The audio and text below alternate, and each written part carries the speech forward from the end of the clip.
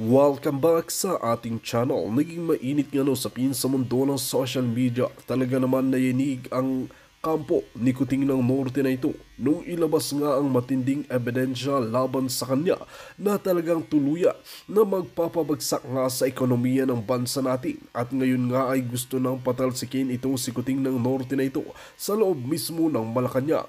Higit sa lahat na hindi niya ginagampanan ang kanyang tungkulin bilang isang namumuno sa bansa natin ay talagang mas lalong lumaganap ang mga krimen at mga pulboronic users sa bansa natin. Dahil nga sa pamumuno ni Kuting ng Norte na ito, ay talagang hindi natin maiwasan na talagang nababayaran na naman ang batas ng Pilipinas dahil nga alam niya na alam ng lahat ng sikuting ng Norte na ito ang protektor ng mga pulburon. Kaya naman hindi natatakot ang mga pulboronic user na ito na magbenta pa ng magbenta dahil talagang hindi na mapipigilan ang sitwasyon na ito. Marami nang natatakot na mga kabataan na talagang hindi na nga ligtas ang bansa natin dahil nga puro na lang krimen sa kabilat kanan. Dagdag nga ng maraming netizen na magkaroon na tayo ng malawakang people's power at suguri na itong sikuting ng Norte na ito sa loob mismo ng palasyo nang sa ganoon ay mapalitan na ng mas matinong opisyales. Kaya naman mas lalong kinabahan si Kuting ng Norte nang malaman at makita niya ang mga ebidensya at mga pruweba laban sa kanya na naipasa na nga sa Korte Suprema. Para nga sa karagdagang impormasyon, panoorin nga natin ang buong video at kung bago ka pa lamang sa akin channel, huwag kalimutan i-click ang subscribe button at notification bell para lagi kang updated sa ating mga bagong video. At para sa sulit viewers natin dyan, maraming salamat sa walang sawang pagsuporta. Mo ang headline na Inquirer.net. Bongbong Marcos sued for plunder over pork barrel. Kasabwat talaga siya. Pero malaman natin kung sino ang nagpigil na wag siyang isama. Mamaya ikukunik natin ito sa pulburon. Alright? Then Rappler, January 24, pork barrel ghost hunts candidate Marcos. 2014, COA tells Bongbong Marcos return 10 million pork barrel. Ayon sa GMA Network, plunder raps filed versus Marcos 2016 over 205 million pork barrel scam. Ang daming article, okay? Rappler, okay, April 6, 2016, group as ombudsman to probe Bongbong Marcos in PDAP scam. So lahat dito, noong mga panahon na yun na hindi pa bangag ang gobyerno, yung mga mainstream media, umaayon na si Bangag Jr. ay kasabwat dito sa PDAF o yung pork barrel o yung tinatawag na ayan, ang tinatawag na pagkamkam nila sa kaban ng bayan. Pork barrel, pangangamkam, ayan, sa ating Priority Development Assistance Fund supposedly para sa inyo. Babasahin ko lang yung nag-message sa akin noong, okay, tignan natin baka nakikita, okay? Noong August 8, okay? Noong August 8, may isang random personality, random ordinary citizen nakakilala kay Bangag. Okay? So ngayon, ang sabi niya kasi dito sa akin, na meron siyang naibibigay na information. Okay? Patungkol sa PDAF scam, yung kay Napoles. Sabi niya, please, sabi niya, confidential lang po muna ito, ma'am. Grabe po na kasi talaga ang bangag na presidente. Sangkot po si Bangag Marcos sa scam. Alam niyo naman yan, nakikita yan sa mga articles. Alright? Okay? So actually sinendan niya ako ng mga ng mga list. Hindi ko alam kung saan gato sa I think this is coming from dun sa testimonya o sa affidavit ni Janet Lim Napoles. Kaya talagang expected nilang palalayain si Janet Lim Napoles, si Enrile Papa Absuelto at si Gigi Reyes. Ang sabi niya dito sa akin, okay, Miss Marlica, kaya pala hindi isinama ni Pinoy, si BBM, okay? Hindi sinama doon sa pork barrel dahil panahon ni Noynoy yun, di ba? Dahil kasama sa law office ni Liza at Ochoa yung ES ni Pinoy dati. Alright? So, di ba, sabi niya, kay nakulong, di ba, sabi niya, kung matatanda si Enrique Revilla at saka si Estrada. Kinasuhan yung 14 na senador at 198 na kongresista. Imagine nyo, this was panahon ni Noynoy. Mga senador, magnanakaw. 198 na kongresista, sangkot. Dapat makuha natin yung mga pangalan nito para hindi nyo iboto sa mga susunod na lang kasi mga putang na nandyan pa rin. Ayan. Tapos sabi niya, ang sabi ko nga dito sa kanya, Miss Maharlika, ayon kay Napoles, nag-advance ng 10 million si Lisa ang tumanggap. Ayon kay Janet Napoles, ito'y bago sila maabswelto. Kaya po nung nag-surrender, si Napoles ay sinamahan pa ni Mar Rojas. Okay? Kaya po nung nag-surrender, si Napoles noon ay sinamahan pa ni Mar Rojas sa Camp Crame kasi utos po yun ng gobyerno ni Pinoy. Okay? Dahil nga talagang malalim na talaga ang ugat ni Ochoa based dito sa information na nakuha natin at kay Lisa Tanas dahil magkasama nga sila sa kanilang law firm, talagang ganyan ang kanila, hanggang dikit sila. Kaya hanggang ngayon nandyan si Ochoa na nag-assistant o sidekick ni Lisa Tanas. Kaya nga 'di ba, magtataka kayo kung nagtataka si J.M. Morales nung 2012 nung panahon na 'yon. Okay? Ni Noynoy ay hindi pinasalma, hindi itinuloy yung pag-raid doon sa kondo ni Maricel Soriano na kung saan nagbabangag sumisinghot si Marcos Jr. Kasi nga, ayon kay J.M. Morales, agent ng bayan, yun ay utos ni Ochoa. Kaya naman ngayon, si Ochoa, kahit siya ay appointee ni Noynoy, behind the scene, niloloko kayo mga dilawan na akala ninyo anti-Marcos o ayaw ng panahon ni Noynoy, yung kanyang executive secretary, na ayaw sa mga Marcos na kawatan. Pero ang totoo, magkakasabwat sila. So ngayon dito sa sa message na ito nung August na sinend sa akin, na si Lisa Tanas ay tumanggap ng 10 million nung panahong yaon mula kay Janet Napoles. Alright? Sabi niya, mamaya babasahin ko yung mga listahan na isinulat niya. I think kasama ito sa affidavit ni Janet Napoles. Okay. Miss Maharlika, sabi niya dito, okay, nung time ni Pinoy, okay, tumawag po si Pinoy kay De Lima na i-stop ang investigation ng PDAC. Okay? Okay. Ang sabi pa, meron pa nga pong handwritten na computation si BBM sa sharing niya sa PDAC. Okay? Okay. Kaya po si De Lima, okay? Si De Lima ay nakalaya dahil, ayan, sabi ito, dahil si De Lima, ito. Okay. Ano sabi niya dito? Okay. Kaya inutusan po ni Executive Secretary Ochoa noon si De Lima na wag isama si BBM na kakasuhan dito sa PDAF na ito. Imagine niyo, kayo mga dilawan supporter, akala niyo si De Lima, kunyari, ayaw sa mga Marcos, diktador, pero tignan mo, yung pala, lingid sa kalaman ninyo, ay magkakasabwat sila. Imagine mo si De Lima, biglang sinabi, nung pinakawalan siya, naabswelto siya sa kanyang mga kasong naharap na blessing daw si Marcos Bangag sa Tambayanan.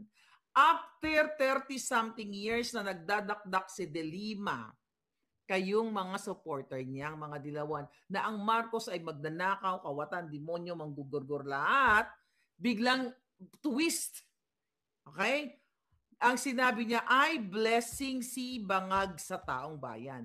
Kasi lingid sa inyong kaalaman, ayon sa ating source, instructionan ni Executive Secretary Ochoa at itong si, itong panahon ni Pinoy na to, na wag isama si Bangag sa kaso. Dahil nga magkasama si Ochoa at si Lisa Tanas sa kanilang law firm. Hindi natin alam, baka yung nakukuha ni Lisa during that time sa PIDA from Janet Napoles ay binabahagian si Ochoa. Okay? Yan natin ito.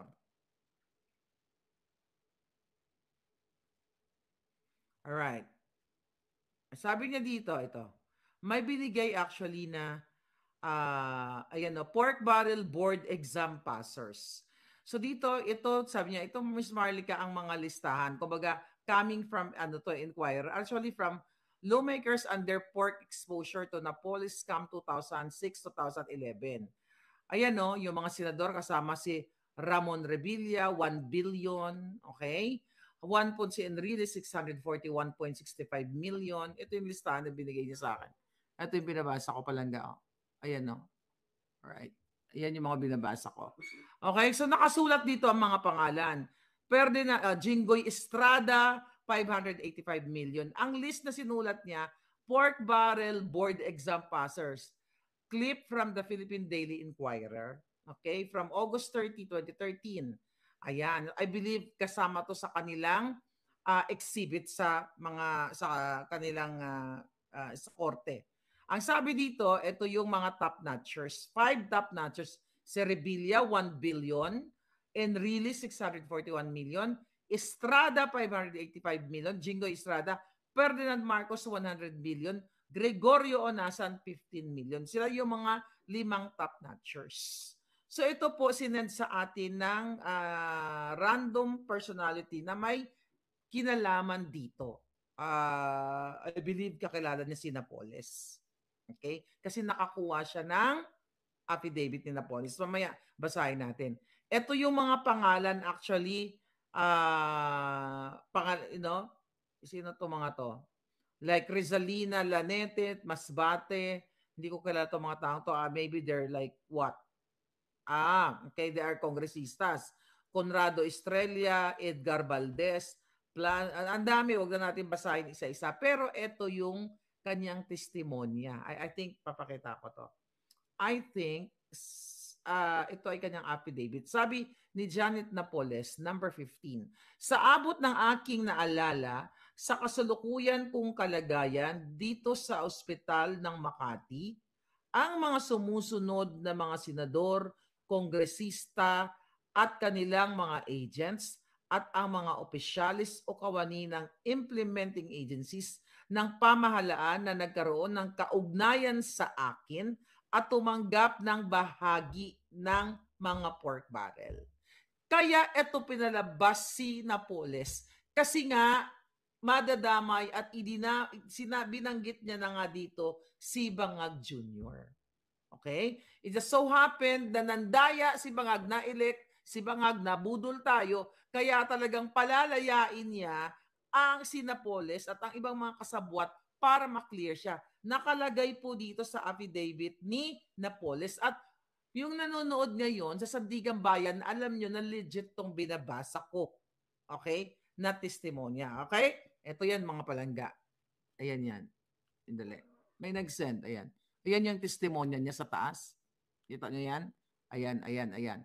So anyway, sabi niya dito, okay, sino to? Ayan. Grabe, oh. Kaya wala na talagang matino talaga palangga, oh. Biazon, Rodolfo, ayan.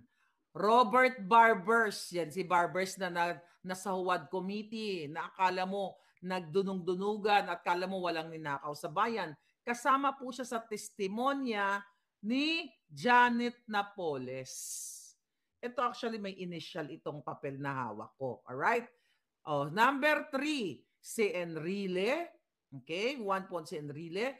Estrada Jinggoy, Estrada Loy, Gringo Onasan, Robert Jaworski, Lito Lapid, Loren Legarda, Ramon Magsaysay, okay, Ferdinand Marcos Jr., Tessie Aquino Ureta, Aquilino Pimentel, Coco Pimentel, Revilla Ramon Jr., Vicente Soto, Villar Cynthia, Villar Manny, kasama pa nga dito ng panahon na yun eh. At sabi niya to, campaign funds only. Villar Manny, Cayetano, Alan Peter, okay, Escudero Cheese. Ito po ay nasa testimonya ni Janet Napoles na binabasa ko sa inyo. Alright? Ayan. Ito yung mga pangalan. Ulitin ko, sabi niya sa kanyang affidavit, sa abot ng aking naalala sa kasalukuyan kong kalagayan, dito sa ospital ng Makati, ang mga sumusunod na mga senador, kongresista at kanilang mga agents at ang mga opisyalis o kawani ng implementing agencies ng pamahalaan na nagkaroon ng ugnayan sa akin at tumanggap ng bahagi ng pork barrel. Ano yung sistema nila, di ba? Ano ba yung scheme nila? Magpupondo, kunyari, sa mga proyekto. Yung katulad na ginagawa na, magpupondo yan sa mga ano na yan, proyekto nila, mga bogus, non-government bogus project. Kunyari ito, 100 million sa ganitong project. Clean and green, kunyari. 100 million. Bogus, wala. There's no such thing. So kung magkano ang usapan nila with senators and congressmen, Janet Napoles, dahil bigyan na lang kita ng 10 million, ibigay mo sa akin yung 90 million. Kaya ganito po ang nangyari sa ating bayan.